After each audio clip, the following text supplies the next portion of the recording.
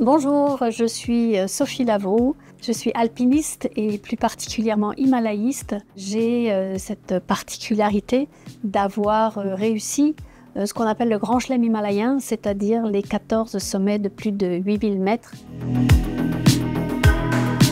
Paradoxalement, à ce qu'on peut penser, cette quête des 14-8000 n'est pas une recherche de performance, mais c'est vraiment une quête personnelle. C'est effectivement un peu l'éloge de la lenteur dans un monde où tout va vite. Plutôt que de faire un saut de puce en hélicoptère, je préfère faire le trek, marcher, traverser les villages, rencontrer les populations.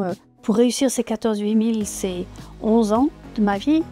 C'est un total de 22 expéditions. Le concept du followership, qui est quelque chose que j'ai finalement réalisé au cours de toutes ces années, c'est pas du tout le contre-pied du leadership, mais finalement c'en est la complémentarité. Parce que je pars du principe que seul, en Himalaya, je vais aller nulle part. Je pense que c'est un petit peu la même chose dans toute grande entité.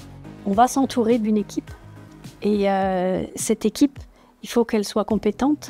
Et finalement, c'est la complémentarité des équipes et des compétences de chacun qui va faire qu'ensemble, on va atteindre notre objectif, atteindre notre sommet. Je parle souvent de l'éloge du savoir-suivre parce qu'on ne peut pas être bon tout le temps dans tous les domaines.